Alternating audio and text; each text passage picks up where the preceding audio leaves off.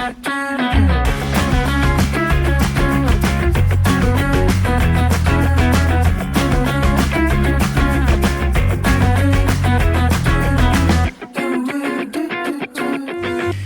was the last time you faced a major conflict where you had to deny someone what they wanted? Each day we face conflicts, be it at home or at work. In this summary episode, we discover what are issues that cause us to feel conflicted. We also learn from the experience of others how these issues can be addressed in the most amicable manner. Ultimately, how do we manage conflict? How to say no? Our story begins with Ridza Abdoh, a young engineer who had started his career with JKR in the 1980s. Just like any other young graduate engineer, he was full of fire and enthusiasm, wanting to start his career on the right note. But Ridza wasn't just like any other young engineer. His less than comfortable upbringing had taught him resilience and the need to address things which he saw wasn't right. Like his colleagues, Ridza was assigned to work on JKR projects in the field. Early on, he observed one thing in common. Projects were delayed or even never completed. These failed projects were called Project Terbengkalai. From what he saw and understood, something was wrong about how these projects were being awarded and implemented. But rather than just sit back and accept this as is, the brave young Ridza was conflicted and decided to raise his concerns. I interviewed the now retired Datuk Ridza Abdoh last year in Season 1 of Cuba Cerita. I asked him to tell us his story about this experience and how he addressed the conflict that he had. The project are delayed. The famous word then was what they call sick project. Sick projects. Sick projects. And out of 10 projects, maybe 9 are sick. 9 are sick, So the funny thing was, macam schools project, I was in charge. And the school was built quite fast when we award the project. Quite fast. Bila sampai ke Bumbung, they stop. Sampai ke Bumbung, they stop. That is quite rampant. So because of that, I said, something wrong with our policy. I mean, I came from the Prime Minister's Department and I saw a lot of policy being generated. So I said, then I studied the policy. Then that prompted me to. And then when we discuss among us, a lot of engineers are complaining why JKR policy procedure is like this and like that. I say why don't we write? Why don't we tell the top management and we just write to them and tell them what's wrong? Why don't we write to top management and we tell them what is wrong? Simple for a young person to think, but the reality is this will draw on conflict which doesn't make sense for the average person to even think of addressing. Why not let things be? Why poke a hornet's nest? But this was Datuk Ridza back then. I was only about 34. 34? So 34 trying to tell JKR what's wrong with you, I think it was very tough for me because I risked my reputation also standing on the stage, telling them, because I'm only 34, my experience was very limited. But at 34 years of age, you were trying to change policy at JKR. And I think, let's be honest, to tell the truth, that actually Project Terbengkalai, I think sampai sekarang pun ada. Tapi as a young engineer, you were actually going to touch a very sensitive chord. Correct, yeah. Why at that age? Did it ever cross your mind that something that you may do, again, kadang-kadang bila kita muda, kita darah muda, kita raja, kita rasa that we can do things, be a Superman, but at that age, that level of experience, did it ever cross your mind that something like this, trying to teach the orang tua? Oh yeah, it was very tough. In fact, I experienced a palpitation for 6 months because I was worried that I made some mistake. One little word in my paper can damage my reputation. So because of that, I study.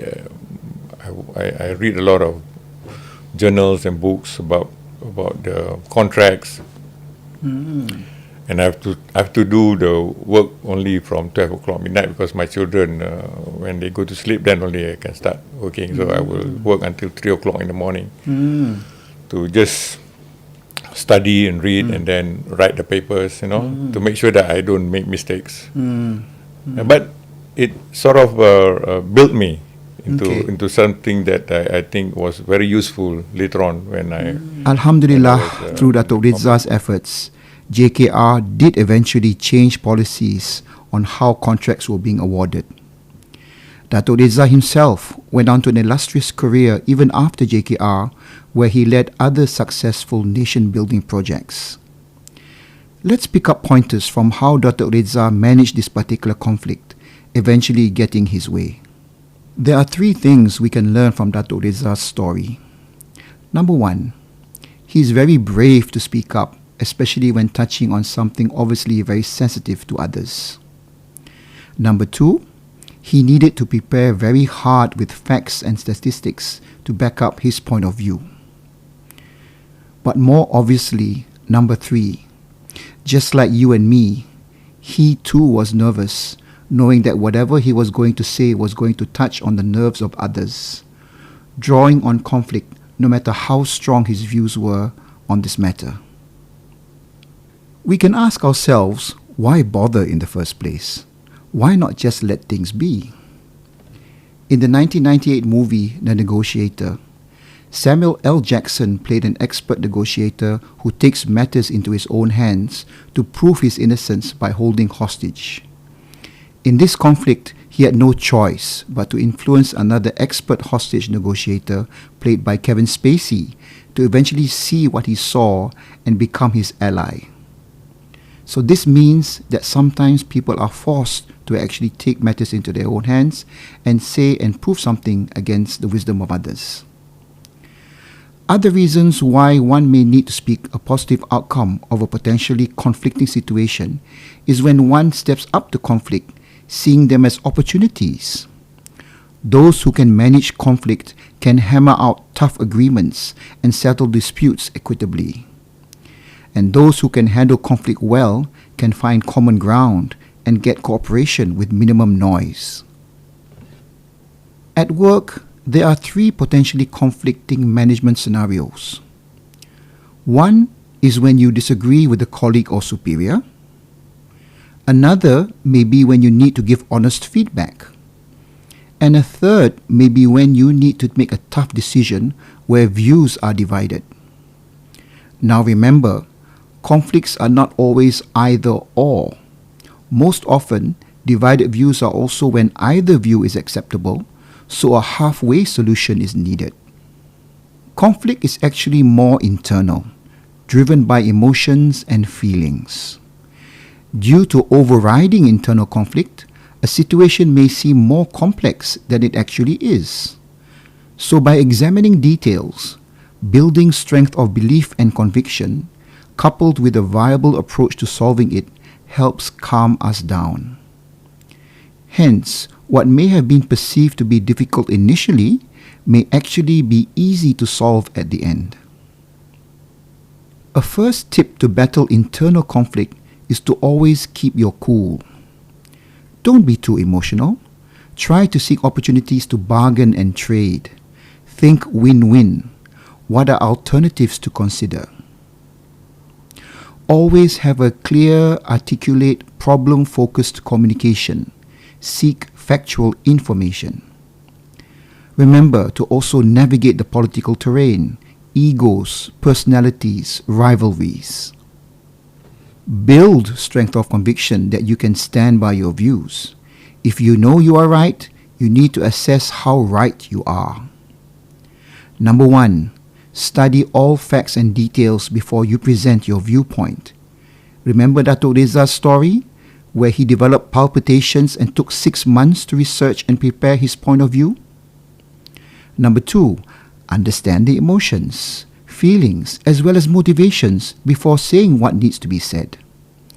And number 3, pick the right moment to convey your views, including saying no if you have to.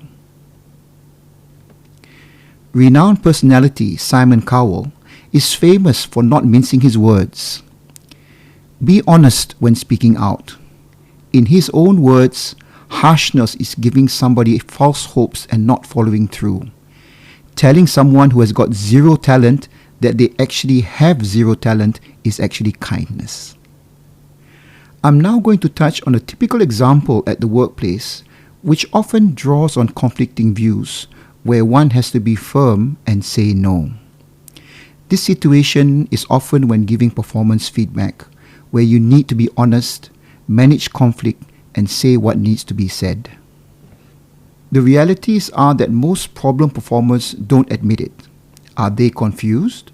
Do they know what's expected of them? And worse still, we often only wait till the year-end appraisal to advise them that they are not performing. So in managing this type of conflict, number one, focus on clearly communicating gaps between expected and actual performance. Make sure they understand your expectations with clear goals and objectives. Number two, establish a clear improvement plan. Set a timeline for improvement, be it 90 days or whatever works. Number three, don't wait. Prioritize those who need this type of feedback soonest possible. Number four, pick the right time to deliver feedback. I recommend to choose the first day of the week or in the mornings. Please not Friday or just before public holidays.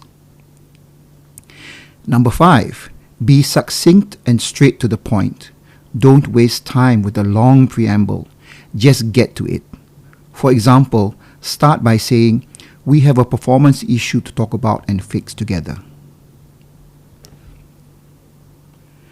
Number six, keep to the facts and their impact on you, them, and your unit. Talk about specific issues, events, and situations. Plan for enough time. This is not a process to rush. Go in with a plan, focus on the solution, not the problem. And finally, number seven, be positive but firm. Be constructive, be optimistic. Certainly don't threaten with improve or else, because that doesn't help. And most importantly, manage the pushback and keep control of the discussion. Keeping emotions in check and thus being in control of the session is paramount. And finally, two more tips to manage conflict in the best way possible. Number one, please don't be sarcastic. Yes, what needs to be said has to be said, but pick the right words to say it. Always remember to be professional and maintain relationships in the process. We hope you can relate to this topic and the lessons learned. I picked up a lot from these 3 books, which you can also find online. The Magic of Thinking Big by David Schwartz is a long-time favorite of mine. He shares how you can take high ground in handling many situations. Chapter 3 in particular also addresses how to cure yourself of excusitis. I'm not sure if that's a real word, but essentially how to avoid excuses and face up to it. Mehdi Hassan's book, Win Every Argument, is a hugely entertaining read. Obviously, it's on how to win debates and persuade convincingly. But he also touches on tips how to be more efficient with our thoughts and point of views. Chapter 7 in particular touches on the rule of 3, where he emphasizes the need to be more succinct with our views. And finally, I just love reading books on the stories of how the prophets handled conflict and spread the word always against the norm. This one particular book, relating stories of the prophets from Adam to Muhammad, peace be upon him, is based on authentically classical and contemporary sources. Verses relating to Prophet Musa alayhi salam in Surah Al-Qasas in particular share insights into how he managed conflict in many stages with the Pharaoh and his people. We hope you enjoyed this summary episode on managing conflict, how to say no. Remember to share this and click the subscribe button on our YouTube channel and follow us on Spotify to encourage us to produce more episodes like this.